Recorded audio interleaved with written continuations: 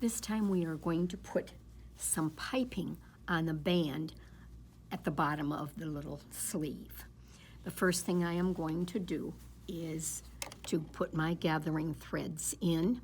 I put my length at about 3.5, and on these finer fabrics I usually don't go longer than that. And so I have marked about an inch, inch and a half from the seam on each side. I also marked my center so when I go to put my band on, I'll know where that is. I like to have that flat area underneath to give a little more room and to have the gathers kind of puff a little bit more. This is a shallow 1/4 inch that I am pulling up for this.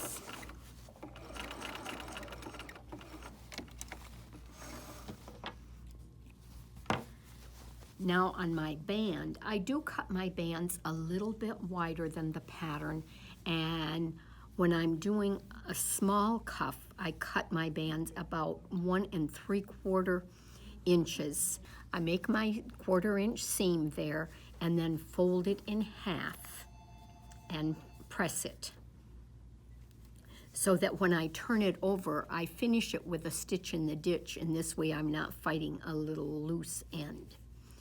So now I'm going to put my piping on my band. And when I do that, I always sew on the inside of the circle. The reason for that is it keeps everything out of the way and nothing gets caught. I'm going to start and leave just a little bit of a tail here at the seam line for the underarm. And then I'm back down to my regular stitch length.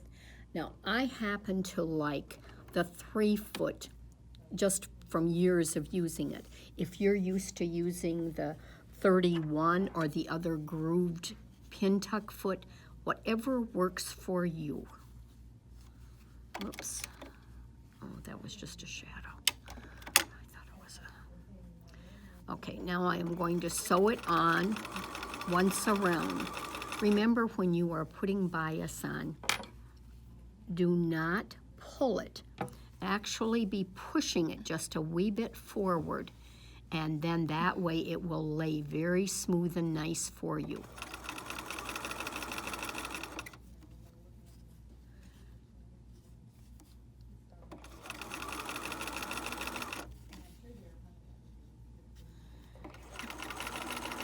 And this is a time also that you might find that your awl will work very well for you to hold it, because it will push, you can push forward with that, and it just holds that area down very nicely.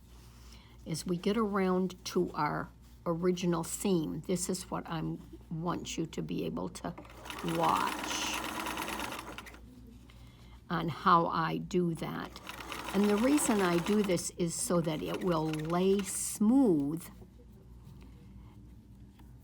from the dress, and you're not going to be going over something. So when we have this, now I'm at the end, I'm going to use my awl to kind of tip that down, leaving it smooth right there, and I'm going to bring the piping right across there and then tip that down.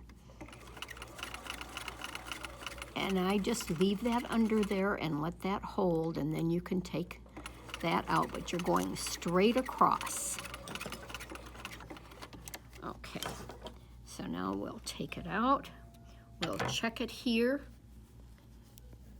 And you see when you have that, you barely see that that is even overlapped. I don't bother to cut the cording out. You certainly can if you find that to be an issue. But and then I'm going to come back here, and from the wrong side, I am going to cut so I know right where that is. And now we'll find the center of our band.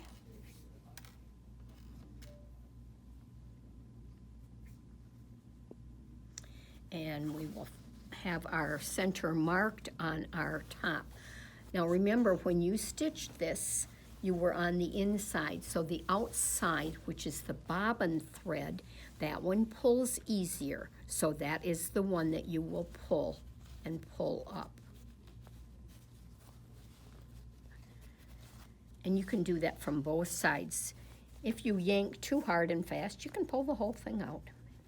And I know because I've done it. Okay, so we've got that there. Now here, we want the inside, we want to put right sides together. So we're going to have the right side of the piping go to the right side of the garment. And what I do then is I'm going to put those in. Oops, I've got it pulled up a little bit too much. I'm going to match the underarm.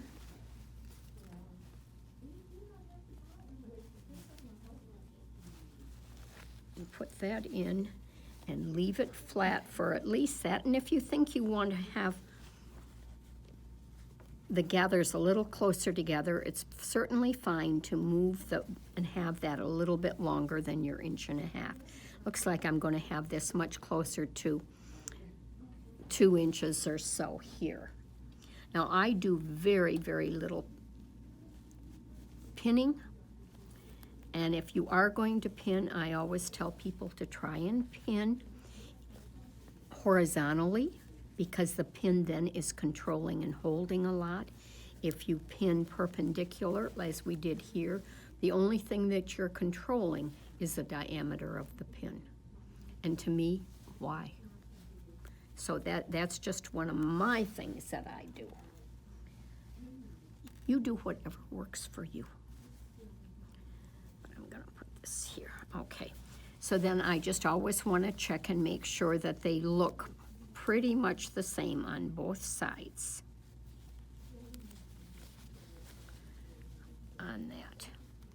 And that will help the sleeve puff a little bit more also when you keep your gathers like that.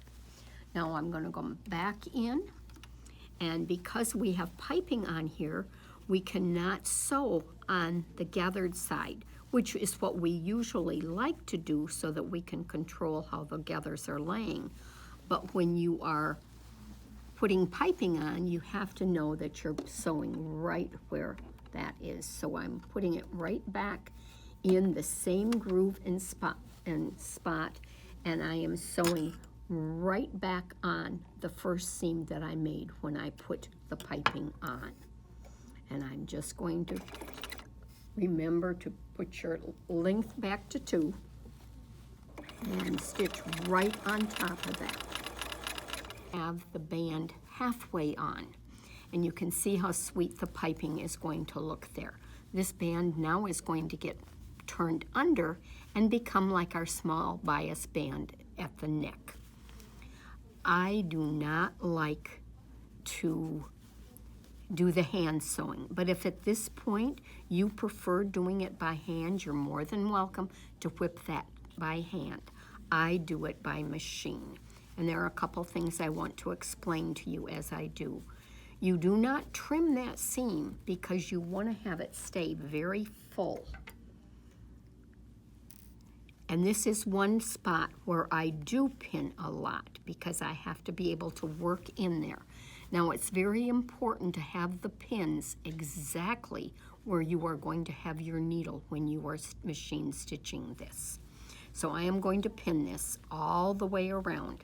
When you are pinning over the seam, because we have the 2 layers of the piping besides our seams, I often go in and clip just the piping seams down a little bit closer.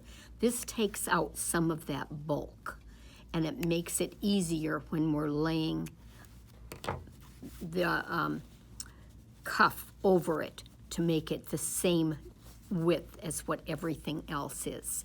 And you will find that just a couple little clips will make a big difference there. When you have finished pinning, everything is on the outside, and that would be very hard to sew and make it with ease. You can see the pins on the inside. So what you want to do is turn your sleeve or anything that you are stitching in the ditch in so that you're working on the inside of your circle.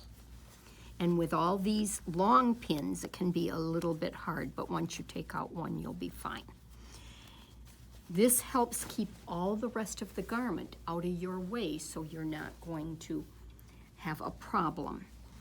The most important thing when you're stitching in the ditch is to go to a shorter stitch length.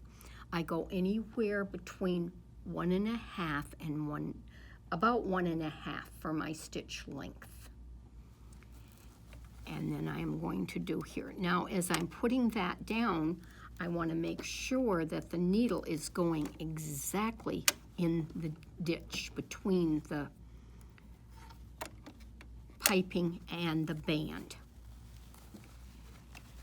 And I hold my hands so that I am separating those a little bit. And I will do this slowly. I do not try and race around on this. And the reason you want a real short stitch length, the shorter the length, the more it camouflages. So that is why you need to have that stitch length. And as we come around, you'll see that we really and truly are. Now, here at the seam where there's a little more bulk, you may want to use the little hump jumper. And that is an excellent notion that helps keep everything go smooth and right over the bulk of any seam. Children's Corner carries these, and it is an excellent option. You just put it over the top of it, and I use this a lot when I'm putting armholes together, places where there's any bulk that we don't normally have. And then you're going to just stitch the rest of the way around. Now, when you get all the way around and you are getting close, again, I do not backstitch here. What I do is go right on top of where I have originally started for several stitches. And that is not going to come out and will not be a problem. As you pull it out, you can just clip that thread on the top and bottom. And because your pins were in and you knew where it was going to go, you can see that you are nice and even all the way around. Piping can be added on any little band that you do, and it works very nicely. You also could have put lace there instead of the piping and had the lace and trim come just a little bit above.